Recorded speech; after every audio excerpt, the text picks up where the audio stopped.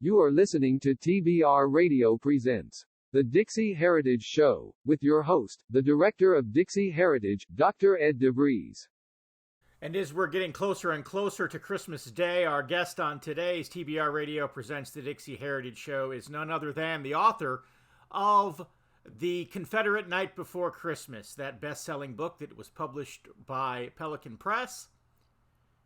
Our guest today was also, in 2009, the Sons of Confederate Veterans Confederate Person of the Year, none other than author and historian Mark Vogel. So you had told me that you are a Rebel Mountain storyteller. What is the Rebel Mountain storyteller? What I do is I actually tell stories. Now, most of the time, most of the stories are connected with the war for Southern independence, but not all of them. I also do a series of stories on the question, how did God use Christianity to create the United States of America? So those are the two areas mostly I focus on. I also talk about modern politics and current events sometimes, but I don't get as many invitations to do that because I'm not a big name like Ted Cruz or something. But those are basically what I do, and I travel around the country at invitation. And so the only state in the old Confederacy that I have not spoken in is Kentucky, and I'm supposed to be speaking at their Sons of Confederate Veterans reunion this year. So that would meet a life goal of speaking in every state in the Confederacy. So refresh my memory. You live in Texas? I live in East Texas, halfway between Dallas and Shreveport. Okay. And the name of my ranch is Rebel Mountain, and that's why I'm the Rebel Mountain storyteller. What is on the ranch? Is it cattle? Is Nothing it buffalo? now. It used to be goats, but because of illnesses, I had to get rid of them. So right now it's just a forested 60 acres. I can remember back, maybe about 15 years ago now. I was meeting a lot of farmers. I was preaching in East Texas a lot. I was preaching in Arkansas a lot back then, and a little bit in Louisiana. And I was meeting a lot of people in these churches that were ranchers, that were farmers. And the federal government was giving them big money to plant trees on what used to be very vibrant farms and ranches. I guess because they were wanting to get rid of cows and soybeans. I don't know. Why else would you plant rows and rows of trees in a field? But I don't know. Is it possible that you said that your ranch is now a forest? Were you offered one of those deals? No. I wasn't here until 2003, so I don't know when that was. But no, I was not offered any money, and I wouldn't take it anyway. But no, it's just this. A lot of this land is still forested, and that was a big industry here in East Texas, and it still is timber. Mm-hmm. And so, in fact, East Texas is called the Piney Woods. That's the nickname for it. That it doesn't surprise me in a way. I don't know what program you're talking about, so I really can't comment to that. Okay. Well, you had said you had 25 programs, and one you Yeah, played the role of Dick Dowling, who was a Confederate hero who, unfortunately, his statue was just removed in Houston. And then the other is the boys from Erin. So are those Confederate soldiers from Ireland, or who are the boys from Erin? Yeah, and it's all that's one presentation. It's Dick Dowling and the boys from Erin.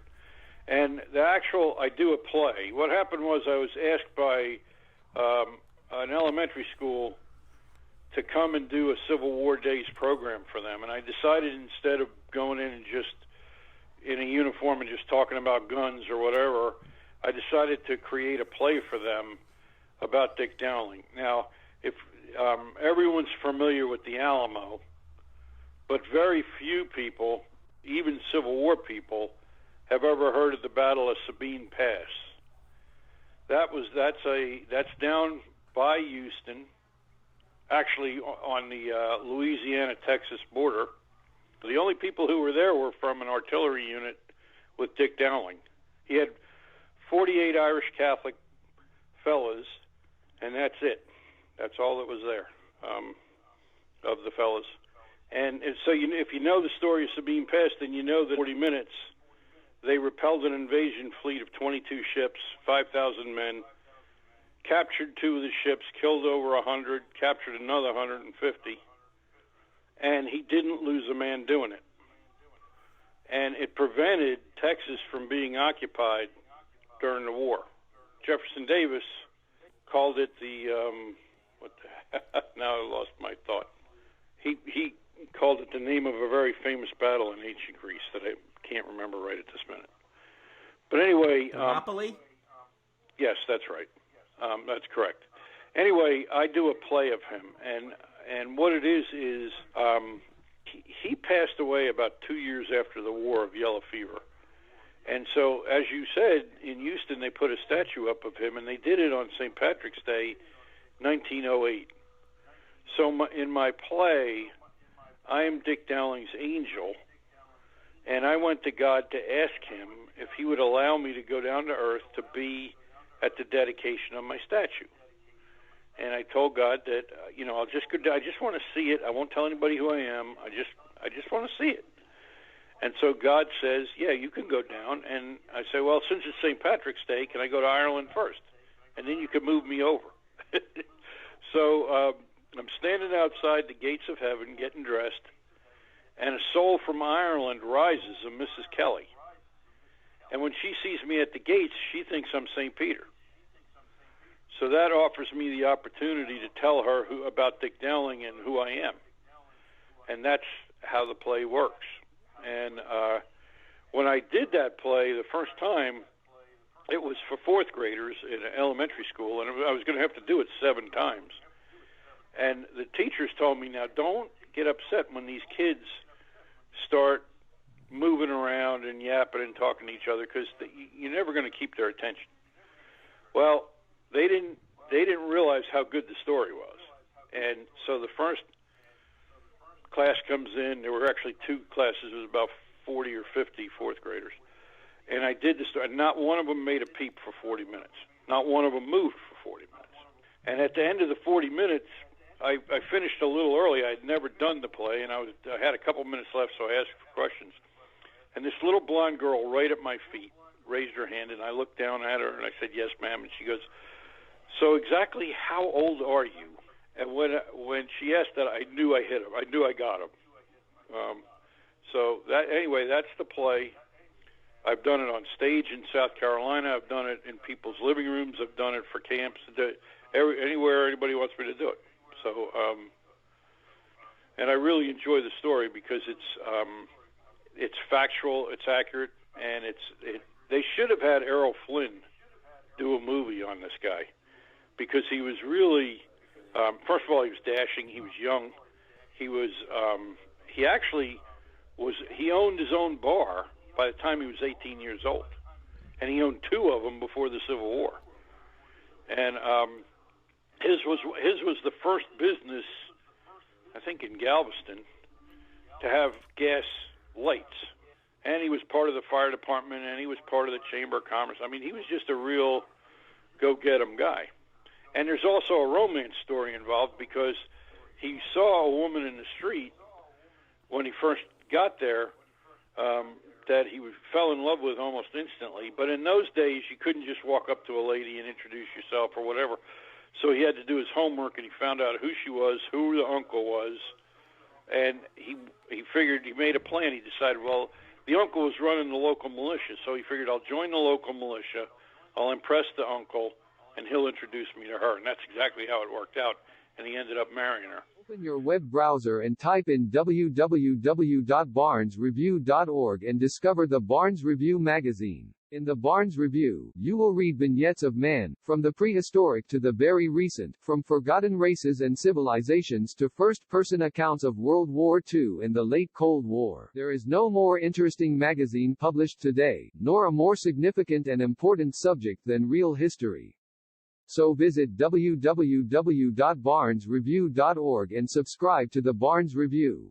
You can subscribe to receive the Barnes Review magazine in its print form, or in convenient electronic delivery. Our host has been a subscriber to both formats for years. So visit www.barnesreview.org and subscribe to the Barnes Review. And so you also said that you do programs on how God used Christianity to make the United States. What is the summary of that program? I took 5 years of my life and literally dedicated it to researching that question. Collected enough information on that to actually teach 2 college semesters on it. I haven't done that yet because nobody's hired me to do it, but I could do it. And it really it looks at that question seriously at the question from 1492 to 1789, with the entire focus showing how God worked around the planet to actually make America happen. Now, the story itself goes back all the way to Thomas, St. Thomas. And after Jesus passed, Thomas went to India and created 5 Christian churches.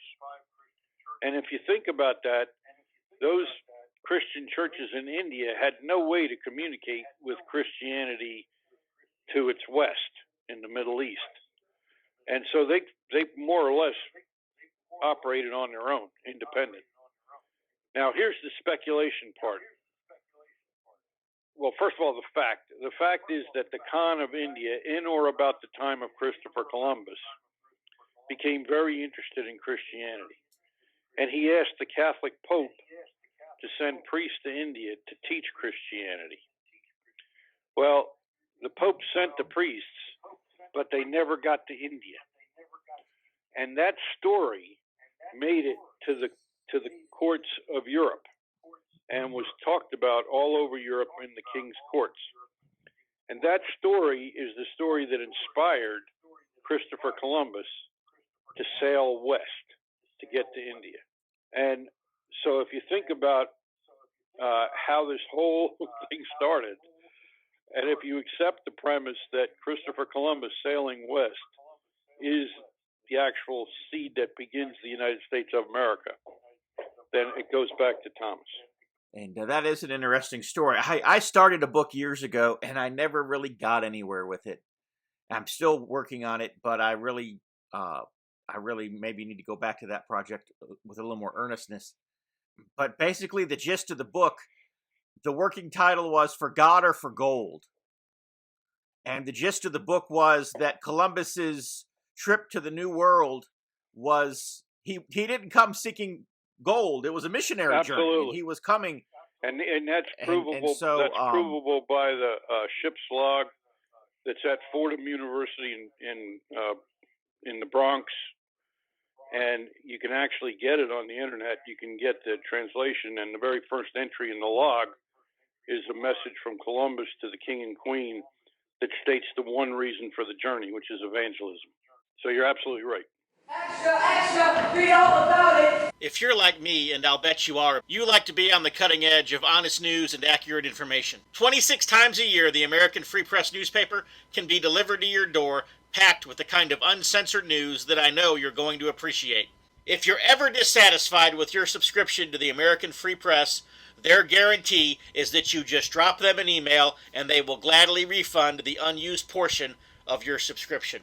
So what are you waiting for? Visit www.americanfreepress.net. Once again, www.americanfreepress.net. And find out about the American Free Press. Do it today. Extra, read all about it. You said that you gave a presentation to 4th graders. You mentioned you're going to be giving a presentation to the Sons of Confederate Veterans. So I assume you do these for all different kinds of groups. Tell me all the different possible kinds of groups that either you could have or would do one of these programs Well, for. Of course, the Sons of Confederate Veterans, the United Daughters of the Confederacy, the Civil War roundtables, which there are many of those. And those are usually interesting because, unlike the first 2 groups, they usually have people from both sides. And when I do a presentation, I tell them up front, it's from the Southern perspective. So if you're a Yankee and you can't stand the South, you probably don't even want to be here. Because there's so much to tell about. I'm very proud of the Southern heritage of my Southern heritage. My next book, which is my 7th book, will be out in January, and it's called The South's Dixie's Best Kept Secret. Dixie's Best Kept Secret. And that book is about the Confederate States maritime effort and Confederate States Navy. And I believe that's one of the most undertold or least told stories of American history. And it's an amazing story because for one reason, a lot of what the South did as a brand new nation fighting a superior force sets the stage for how other modern revolutionary groups fight, in that they had to be ingenious, they had to use technology where they could, they had to do more with less, they had to operate. Courage was extremely important. Being bold and audacious is extremely important, and so all those things flourish in the South. I mean, if you look at their Navy, the technology that was developed by either the Confederates or those helping the Confederates really changed the war. And it's going to be simple stuff. For example, paints were changed in order to camouflage blockade runners, and that was probably done in England and not in the South. But the point is that the technology was developed in order to allow blockade runners to beat the blockade, which it worked because most blockade runners had at least 7 successful trips. And since one successful trip would pay for the ship, 7 made you rich if you owned one. And it's an amazing story just on the blockade runners, but it's so much more. There actually were 10 operating submarines in the South at the time of the Civil War. Most people know about the Hunley and Charleston, but actually the first submarine was in Richmond on the James River. So that's another aspect. Then you have the ironclads. Then you have the development of the... So let me go back for just a second, because you said something that might be of interest to our listeners. These submarines, for example, the one that was cruising the river, if they weren't sinking enemy ships, what were they doing? Were they doing reconnaissance missions? What was their purpose? Well, the purpose was to sink ships. Now, though there were 10 of them, the first ones were actually developing in the South even before the war. And in a lot of cases, like the one in Richmond, that was actually a Yankee from New York who developed a submarine, went to the U.S. Navy, and they didn't want it. So he went to the Confederacy, and they did want it. And what happened was he developed the submarine in Richmond on the James River. Now, there's very, very little evidence of this submarine. But the evidence that does exist proves that it existed. And that is that, first of all, there are work orders from Tredegar Iron Works for the actual basic components of the ship, and then a second bill for the 500 hours of labor that was done to construct it. The other piece of evidence that's interesting is a federal spy, a female federal spy, was at a test of the submarine with Confederate dignitaries and she never saw the submarine. What she saw was something that looked like a balloon with no air in it laying on the river. And this balloon, this rubber, whatever it was, but it wasn't inflated, it was flat laying on the water, moved from a location to a ship that had been placed in the middle of the river as a target.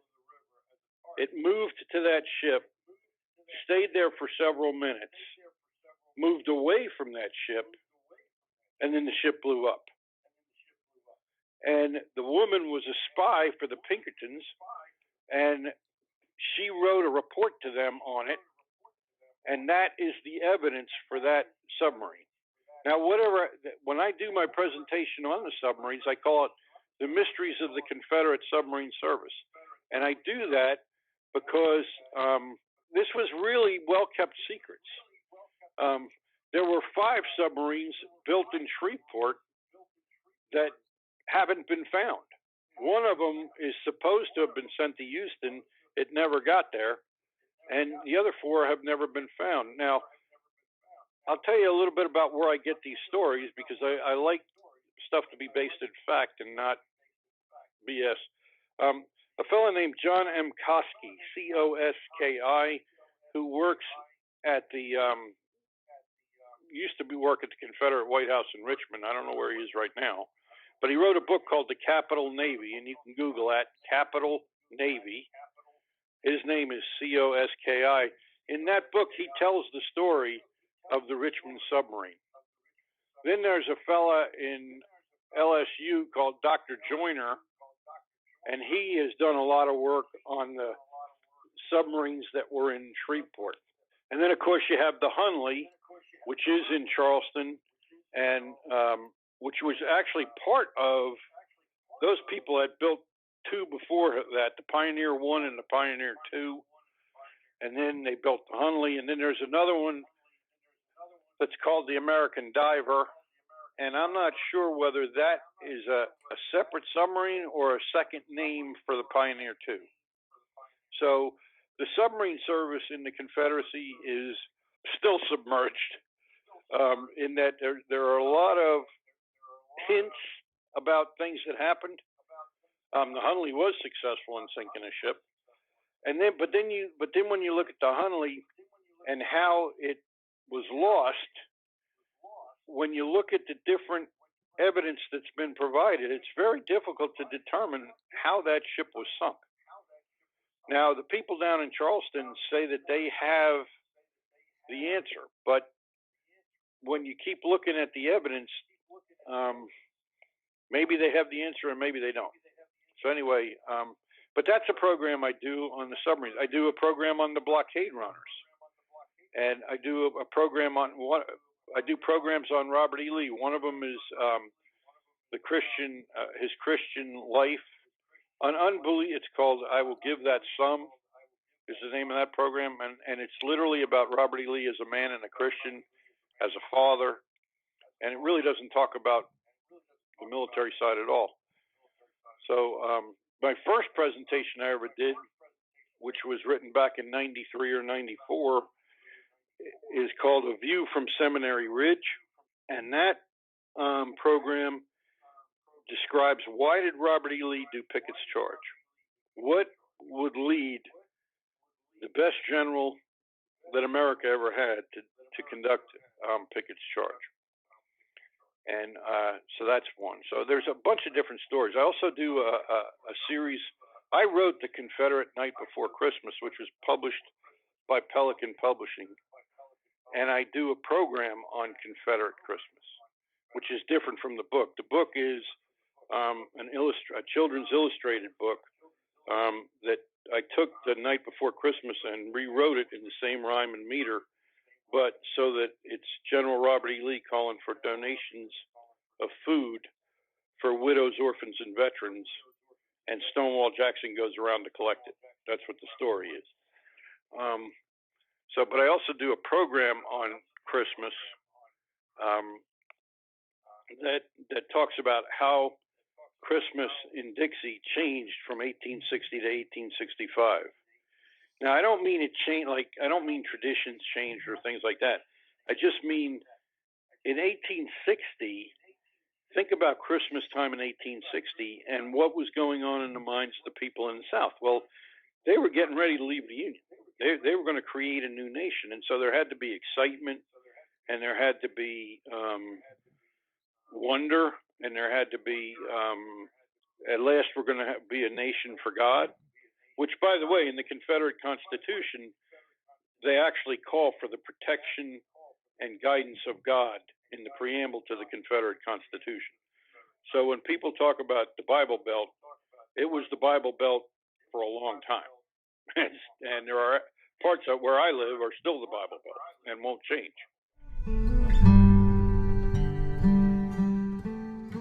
Hello, I'm Tom Strain, Lieutenant Commander-in-Chief of the Sons of Confederate Veterans.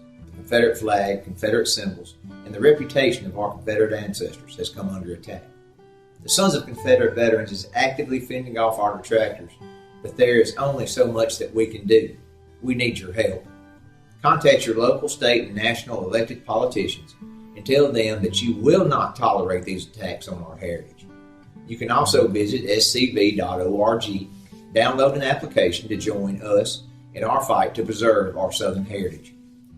Visit scv.org today. If you don't have a Confederate ancestor and you are tired of American history disappearing, you can assist us by becoming a friend of the SCV. Please visit scvheritagedefense.org and make a donation to the Heritage Defense Fund. We hope that you will join us in the fight to defend the Confederate soldiers' good name.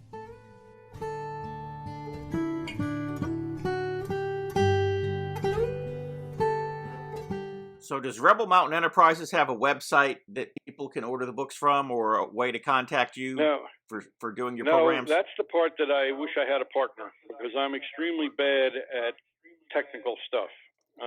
I don't do PayPal. I don't know how to do all that stuff, and I don't want to know how to do it all. So I'd like to make money, but if I don't, I don't. Okay. But if people wanted to contact me, you can contact me at my email, which is johnnyreb43@yahoo.com. Or you can, for example, on Facebook, I have the Confederate War College, and I'm not hard to find on Facebook. The same thing with I have a Christian site on Facebook. And you can Google. I mean, if you Google Mark Vogel spelled the right way, VOGL, and books, my books will come up, and there's about 6 or 7 of them. Well, 6 now. There will be 7. Welcome to the Christendom Curriculum. You know, every parent who decides to homeschool wants to secure a great education for their child, while also saving time and money. But these days, many parents have another concern. They also want a homeschool curriculum without all the multiculturalist, politically correct diversity doctrine that's really little more than a thin disguise for an anti-Christian, anti-American, and anti-Western civilization bias. Now there is such a curriculum. The Christendom Curriculum gives your children a complete education in Bible, history, literature, and more, focusing on the classic academic skills of reading, writing, and arithmetic. But we also tell the story of Christendom, the story of the Christian nations, especially as Christ's kingdom has been historically manifest in the nations of Europe and America, and we do so without apology. The Christendom Curriculum is the only Christian nationalist homeschool program you'll find. We support the right of the European and American peoples to their historic Christian cultures against the globalist leftists who want to destroy those cultures. Not only that, but we provide assigned reading courses for various hot-button subjects in our current culture wars, including feminism, social justice, and cultural Marxism, among others. These reading courses will teach your kids how to survive a social justice warrior attack, how to debate with leftists on social media, how to reform their local churches and communities, and more. We're living in a time of tremendous historical and social change. Christians have the opportunity now to begin building the culture and civilization of the next 1,000 years and beyond. It's an exciting time to be alive. So if you want to help raise the next generation of culture warriors, if you want your children to grow up with a love for Christ's kingdom and for their own nation, while at the same time learning how to defend America and rebuild the West, the easy-to-use Christendom Curriculum is for you. Click the Learn More button to get in on the action. And thanks for listening.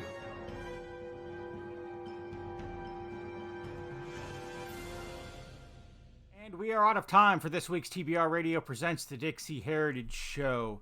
Be sure to check out those 6 great books that are written by our guest today, Mark Vogel. They're available on Amazon.com.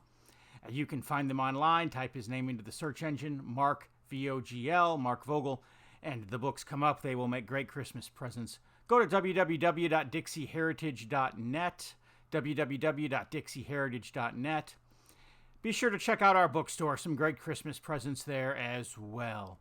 Anyways, we will be back again, same time, same place next week. Until then, from all of us here at TBR Radio, God bless.